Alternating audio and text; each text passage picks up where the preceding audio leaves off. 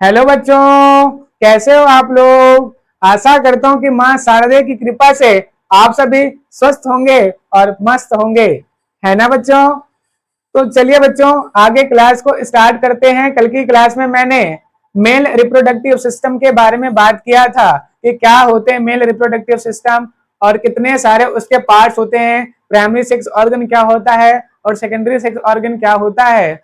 तो चलिए आज की क्लास को मैं primary sex organ it means testis के बारे में लेकर आया हूं। तो आज के क्लास में हम टेस्टिस के बारे में पढ़ने वाले हैं। बच्चों, टेस्टिस को हिंदी में वृषण कहा जाता है।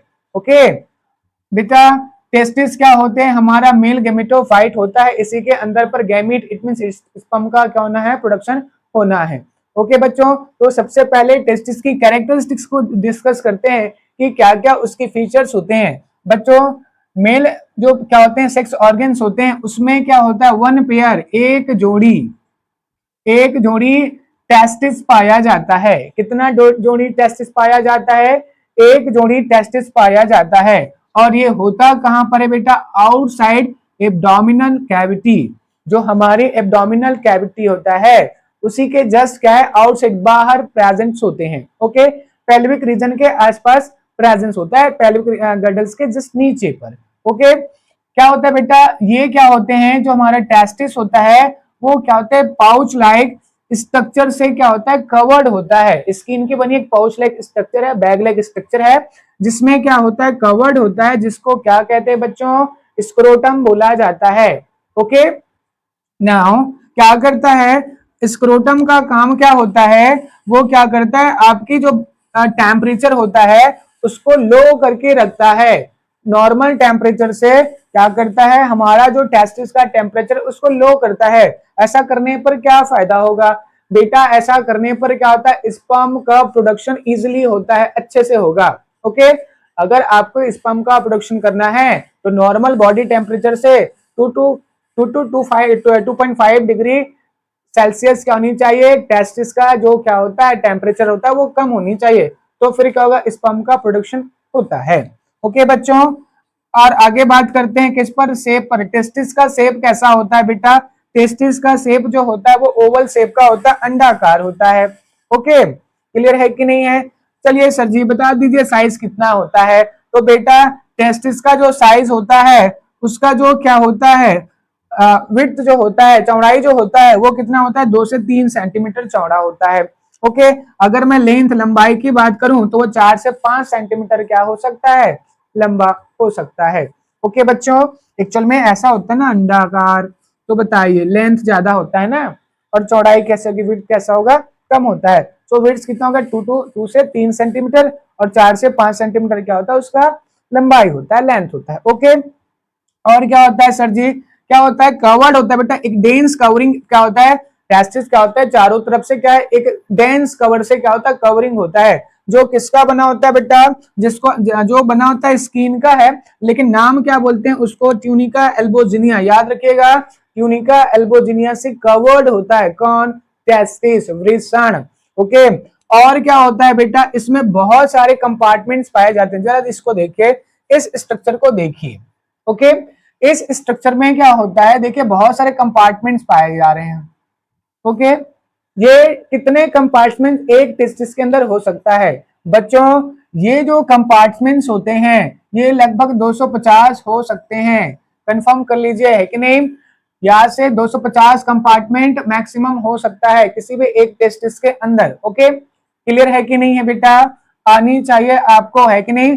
और इसी जो कंपार्टमेंट से ये बटा हुआ है इसको कहते हैं बेटा टेस्टिकुलर लिब्यूल्स, टेस्टिकुलर लिब्यूल्स बोला जाता है। Okay, so this is the testicular lobules. कितने होते हैं बेटा, आपके कितने होते हैं, 250, 250 क्या होते हैं, टेस्टिकुलर लिब्यूल्स होते हैं। ओके, नाउ देखिएगा उसके बाद में क्या होता है, ये जो स्ट्रक्चर है इसको बोलते हैं बेटा एपिडिडाइमस। क्या बोलते हैं इसको, एपिडिडाइमस। और एपिडिडाइमस का आगे वाला पार्ट को क्या बोलते हैं, वासा डिफरेंस या वॉस डिफरेंस कहते हैं। ओके, सो चलिए एक और स्ट्रक्चर है, इसको भी रीड आउट कर लेते हैं। टेस्टिस का ये क्या है, मेन स्ट्रक्चर है बेटा, ये जो कवरिंग एरिया है इसको कहते हैं स्क्रोटम।